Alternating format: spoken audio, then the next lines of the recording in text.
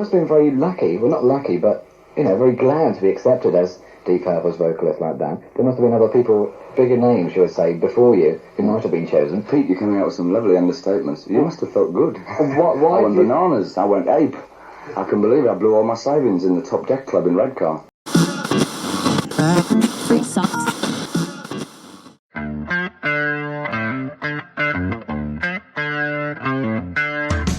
Mr. David Coverdale at this time in the morning that we are recording this interview. I must admit that I feel a little bit bleary-eyed after last night's rock show. How about you? Bleary. Bleary is polite. Obscene is more of a good adjective, I think. I've just woken up. Is tiredness one of these things that really hits people in the rock world? Well, rock and roll hours are grows without flowers, you know, as Little Feat said so aptly. Yeah. Because, like, you travel, you spend so many hours actually travelling for 1 hour performance, and then celebrating the performance or drinking away your misery afterwards. Consequently, so for 1 hour a day, you're enjoying yourself. For 23, you know, you're drinking. But is it worth it all in the end? For that moment you're on stage, yeah, believe it.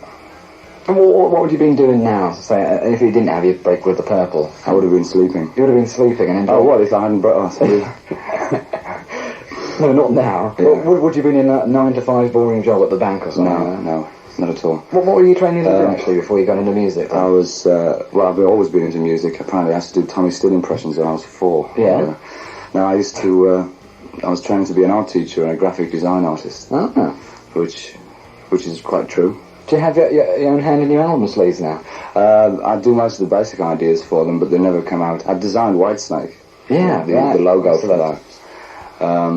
And the idea that we had for Northwinds was, at the 11th hour, was scrapped.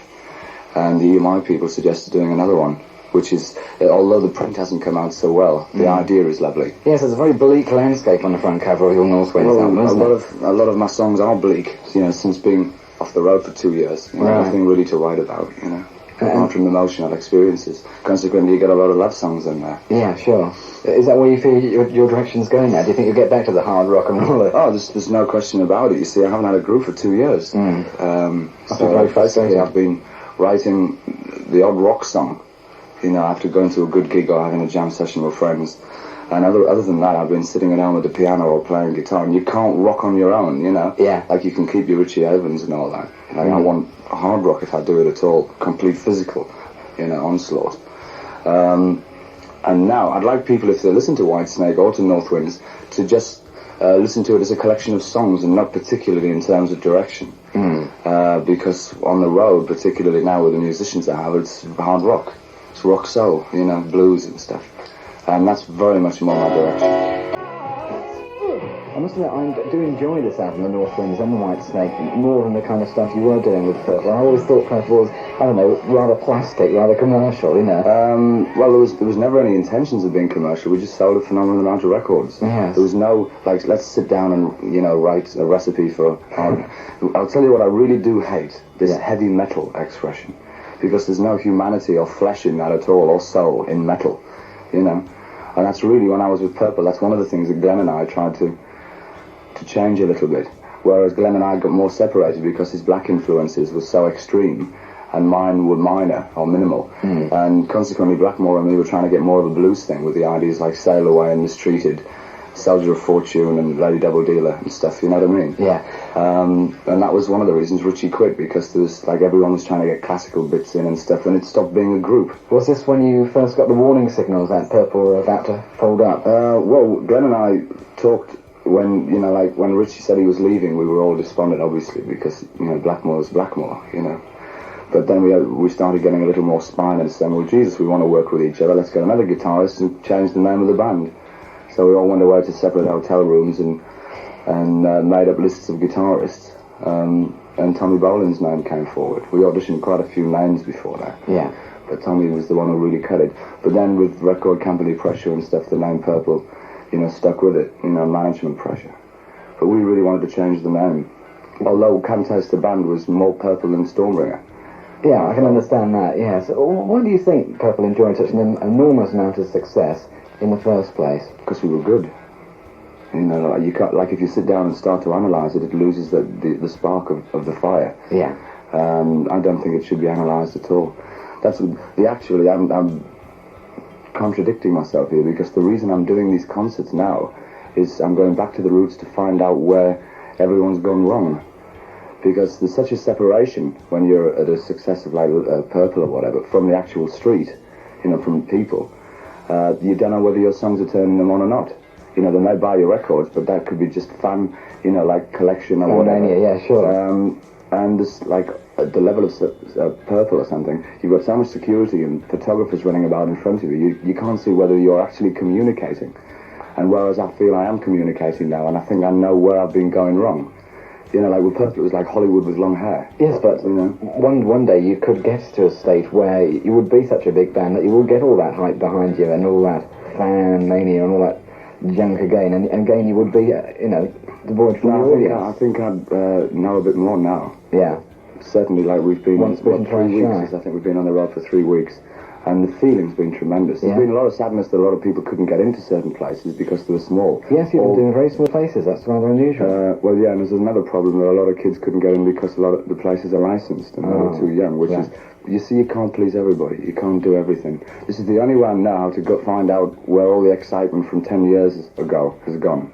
You know, when people used to go and see the Yardbirds or the Stones or something. Yes, everybody seems to be on this thing now. Everyone's sort of saying, well, now this punk thing has died out. It didn't really do anything and it was all hype in the first place. Well, the media exploded. Yes, exactly. But that's what it was. But what is music these days? You know, where is it taking us? You know, everyone was enjoying themselves in the 67, 68 era, Pirate Radio, all the rest of it. But well, it was fresh and stuff. Now it's like a bastard child. Yeah, I know what you mean. You know, so, and I'm not being offensive there, radio director. No, really punk, I was living away from the country at the time, so I didn't really feel the onslaught of punk, but I think the media took it further, much further than, and unfortunately it vanished up its own orifice before it blossomed, if you know what I mean, because of the media. But the thing is, it brought more of an identity to an audience again than a Zeppelin show or a Purple show or anything, because kids could see that they could afford the kind of guitars and the kind of equipment that punks were using and the kind of musical ability, or the lack of musical ability or whatever. Yeah. And that's what it's all about, identity. You know, like even I can't identify with Rod Stewart in a gold-plated limousine and stuff, you know what I mean? It's separation, it's promoting separation rather than communication. David Coverdale, another track from his latest solo album called Northwinds. This is called Only My Soul. Only My Soul, another track from the new David Coverdale album called Northwinds. 10 minutes away from 9 o'clock, I chat with David Coverdale, and I said to him, it must have been really a shock to be, fairly unknown in the music world, to be shot up into superstardom, being the lead singer with, Deep Purple. You were being polite. No, well, no one had heard of me. No one had heard of you, that's right. And suddenly you were accepted. You must have been very lucky, well, not lucky, but, you know, very glad to be accepted as Deep Purple's vocalist like that. There must have been other people, bigger names, shall we say, before you, who might have been chosen. Pete, you're coming out with some lovely understatements. You must have felt good. Why I went bananas. I went ape. I can believe it. I blew all my savings in the Top Deck Club in Redcar. Really? 15 quid. All 15 quid of it? You believe it. I went well over the top. Why do you think you were chosen then? Because you were cheap. No, I was cheap. I brought the scotch. Who else was what can I say without flattering myself? No, really, you know, like why do you think they picked me? Because they enjoyed me. Yes. And I think it was a terrific thing on their part, you know, rather than picking a name or a security. Yeah. They wanted to.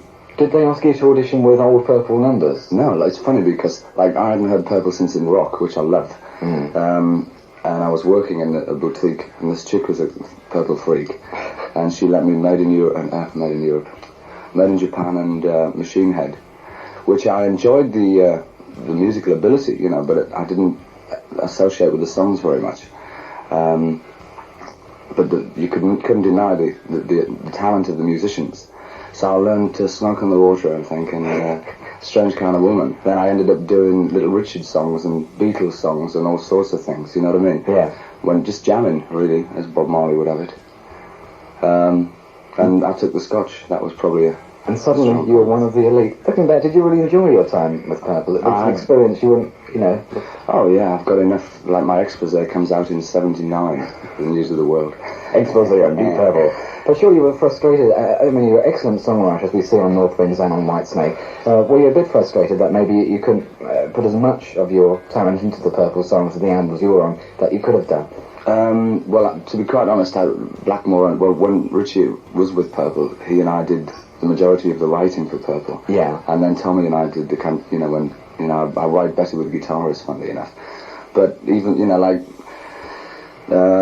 I was getting my rocks off. But by the time of Come Taste the Band, I felt as if my writing was repeating itself. Although I'm still very happy with my progression as a musician. Yes. I'm looking forward now to having a rock and roll band, because I'm a group singer and not, James Taylor and Studio 54 or whatever. The first album was very much with session musicians, wasn't it? Well, both. The only guy who's with me is Mickey Moody. I couldn't really afford a band through political and managerial castration. Well, could you now? Well, things are being sorted out, and it's 2 years to this month, actually. It's 2 years to this month that I left Purple, and a year from when I made Northwinds. Like, this month is a big anniversary time. In fact, let's have a drink. Let's have a drink. Yeah, right. Blind Man from the Whitesnake album. David Coverdale wrote a song about the split up of Deep Purple called Breakdown. We'll hear that in its entirety after the news at 9 o'clock. With Pete Baker.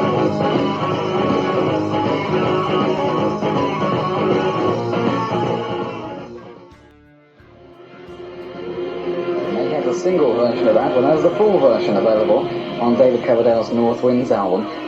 Breakdown, of course, the story about Deep Purple breaking up. Later score, we have a Division 2 match, Spurs 1, Stoke 1. Important, of course, for Bolton. Spurs 1, Stoke 1. Keep you up to date on that one. 8 after 9 on Piccadilly. Back with the final section with David Coverdale, who came in this morning to Piccadilly. Us learned about the album since why is it that the Northwinds album and the previous Whitesnake one both came out on the Purple label? I would have thought that since Deep Purple have disbanded, so the record company would as well. Why did it come out on Purple? No idea. We all agreed to keep Purple Records for like collections of Deep Purple or the best of or whatever. And I can't understand why I'm on Purple Records. I'm not complaining because I like the logo. Yes, it's very smart. I really don't know. Okay, well, sorry about that. Doctor's surgery. Okay, let's hear another track now from your Northwinds album. What's your favourite track off this? It's not a point of favourites. I enjoy all of them. There's one song I'm very proud of on there. It's a song from our missus called Time and Again. Although if this is a rock show, it's not the track to play. But it's probably one of the most sincere and honest songs I've ever performed. You feel quite often rock songs aren't sincere? Oh, most of them, yeah. There's a lot of garbage going around. I try to make it, like, so you could identify with the physical experience of a gypsy woman you meet or something, or in love. I want just Pete to communicate with people, to say that, like, we all have our problems, we all get lonely, or we all get high. Like, I'm extreme, I'm either a peacock or a little boy lost, And that comes out in my writing. And emotionally, I'm certainly not unique. So I just hope people can share in those feelings. Fine, we're sharing it now, so we hear that track. David Coverdale, thanks for coming into Piccadilly. Thanks a lot, Pete.